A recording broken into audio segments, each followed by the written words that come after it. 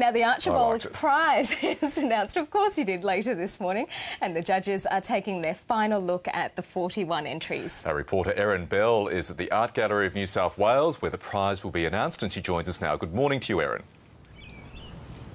Good morning. Well, the Archibald Prize is arguably one of Australia's most anticipated art awards, both for artists and art lovers alike. And now that wait is nearly over, with the announcement of this year's winner expected to be made at around 12 o'clock today. And while we wait for that announcement, I'm joined by the head curator of Australian art here at the gallery, Wayne Tunnicliffe.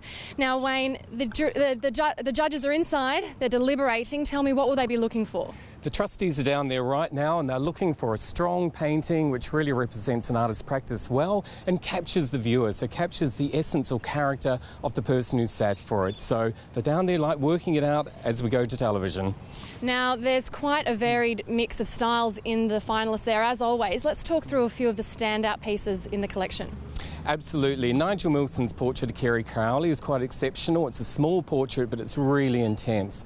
We've got Jenny Sage's self-portrait after her husband died last year, which is a very moving and emotional work.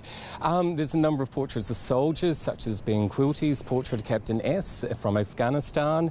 And there's any number of other works in there, such as Alan Cullen's portrait of Coco, Red Dog, and the producer Nelson Wass. Now, this year we've seen a real trend of popular culture in the subjects, haven't we? We have indeed. We've got a number of young musicians included. Missy Higgins, we've got Boy and Bear, the indie folk band from Annandale, and we've also got Fenella Kernebone, the ABC presenter, and we've also got other musicians included as well. It's a terrific lineup. Kimbra's in one of the works. How common is this to have such a large number of pop culture pieces in there? Not this many, and it's a really interesting shift. This year we had no politicians. There were 4 entered out of the 839 entries. None were selected. There were any number of musicians, artists, etc. So it's really great having that sort of embedding into much younger contemporary community. And another interesting piece is done by artist Luke Cornish. Now, this is a big deal for street artists, isn't it?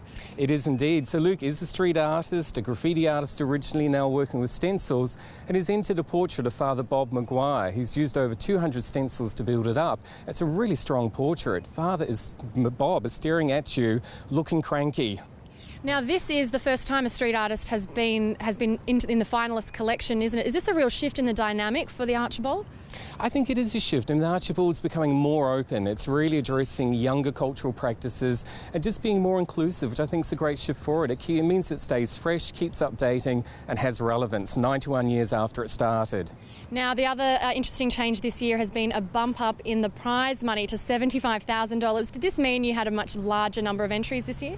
It was one of the largest numbers we've had in many years. I said 839, it was about 780 last year. So I think that does make a difference as well. And it's also rewarding artists for their endeavour. I mean, it's a big deal to get out there and paint a work, put in the Archibald for scrutiny. So we're saying, hey, thank you. Now, as the curator here for Australian art, you must have a pick for this year's winner. Who do you think is going to come out on top? Well, officially I have no opinions. The trustees who choose who the winner is. But there are some standout works. Nigel Wilson's portrait of Kerry Crowley as a young artist. Jenny Sage's self-portrait, the intense emotion in that. And actually Tim Starrier as well. Tim Starrier's entered an extraordinary portrait without his face, and his explorer striding across the artistic landscape with all his attributes but his face missing. Well, time will tell. Very soon we'll find out if any of those picks come out on top. In fact, once that announcement is made today, the exhibition will be open to the public tomorrow, and that will remain on display until the 3rd of June. Erin Bell, thank you very much in Sydney.